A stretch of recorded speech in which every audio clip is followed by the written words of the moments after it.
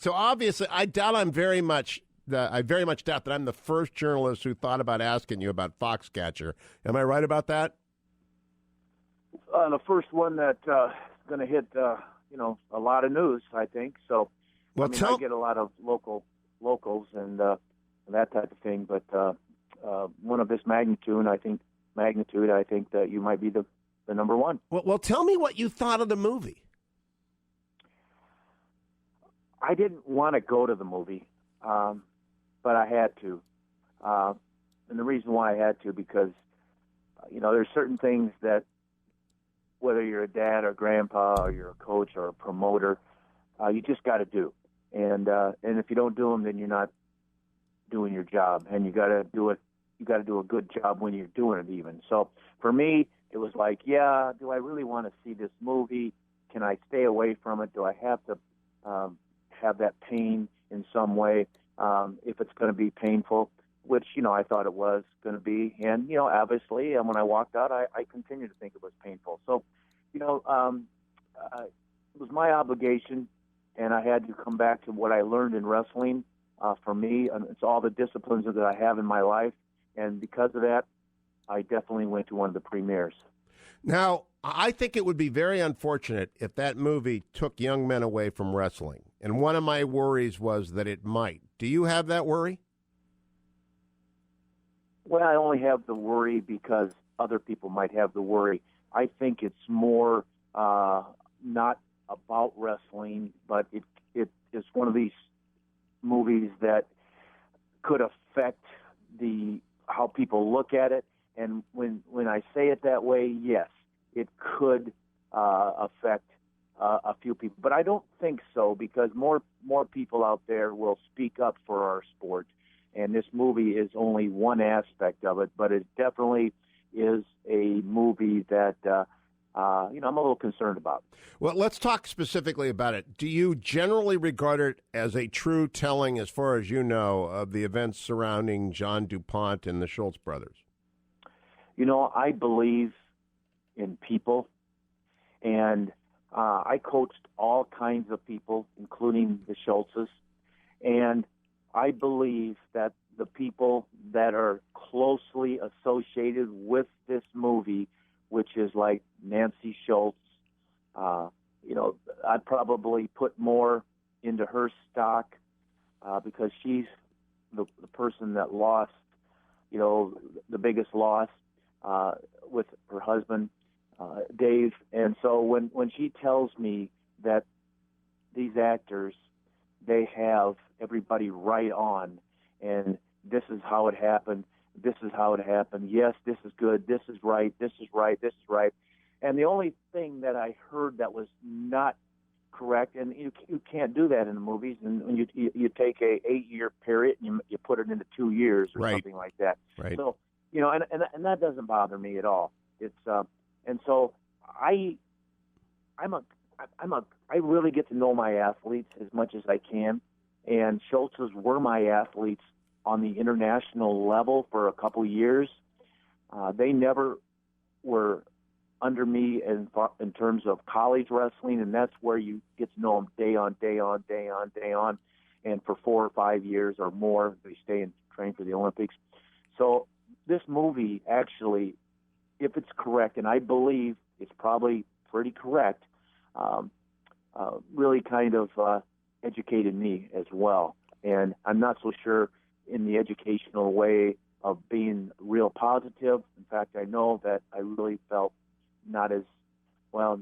I didn't feel that good about some situations when I walked out of that movie. Did you ever meet John DuPont? Oh yes, I met John DuPont. I knew from the beginning that from other people and just being around him a little bit that I had to keep some kind of a distance.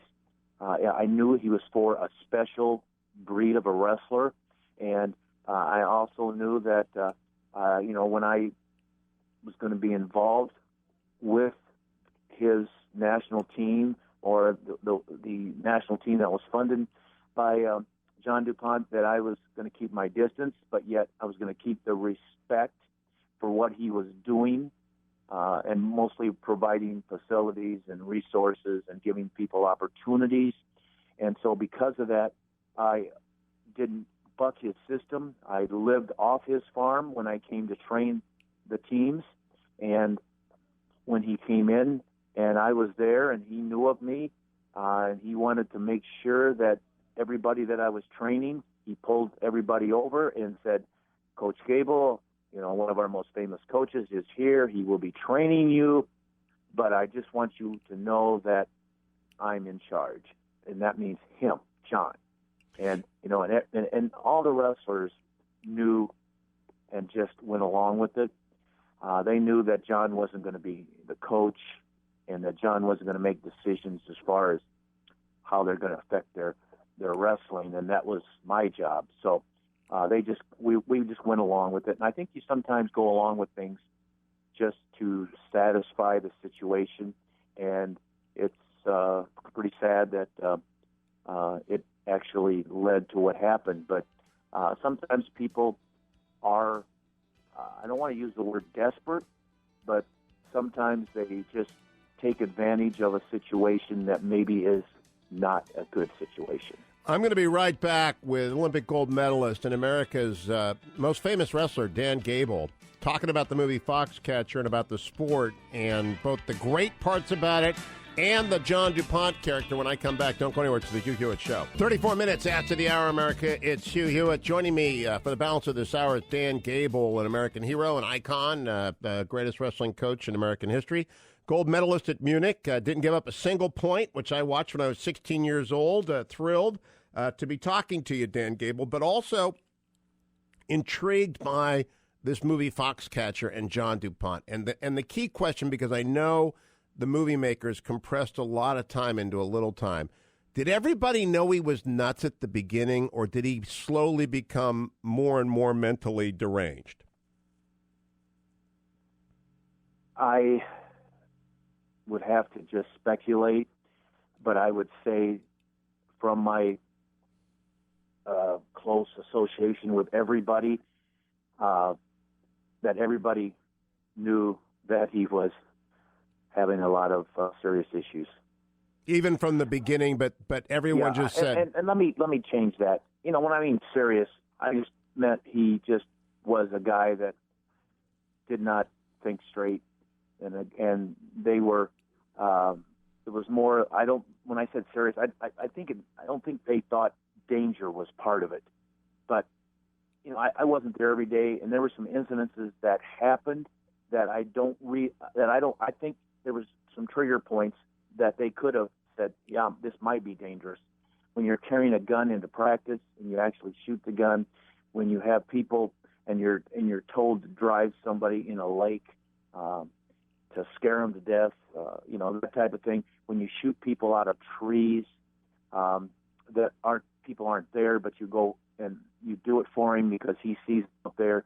When you go up in his attic and you kill his ghost, and you're taking care of him when he's entering a tournament, which he's not a wrestler, but he entered I think a World Masters tournament, and Dave Schultz, I believe, went behind the scenes and paid his opponents off just to lose to this guy because this guy was helping world wrestling, and it's one of these things that those got to be some kind of markers that you would react by, but.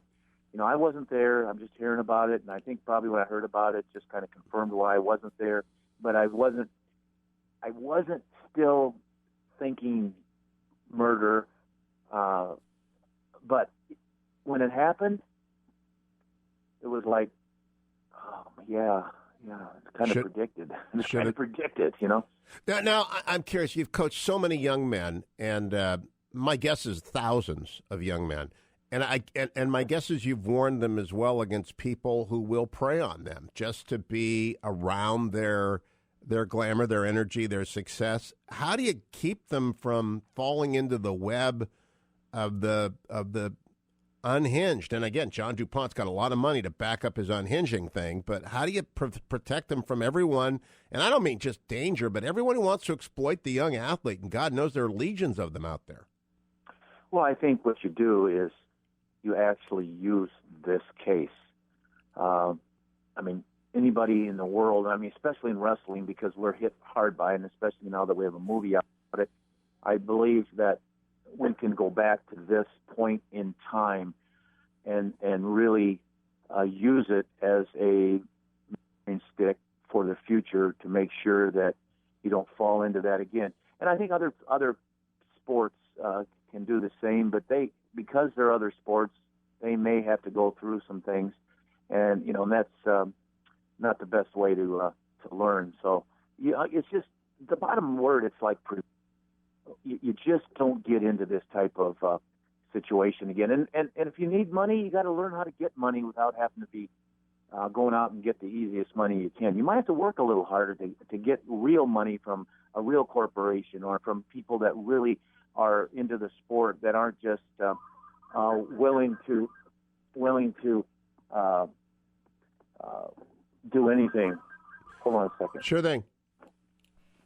When we come back, I'll continue the conversation with Dan Gable. He is the Olympian from 1972. He won the gold, did not give up a single point in the 1972 Olympics, won 15 NCAA titles as the coach at the University of Iowa, himself compiled a 181-1 record. He only lost one match throughout his high school and his college and his amateur world wrestling championship years. And I think a lot of people will be asking him, as Foxcatcher gets out and about in all the world release, to comment on this movie, and especially on the sport and about the possibility of all sports being infiltrated by people who are as crazy as John DuPont came. And I'm not going to tell you about what happened in the movie. You ought to go see the movie. Steve Carell's going to win an Oscar for it, I think. But we'll talk more about it when we come back from the break.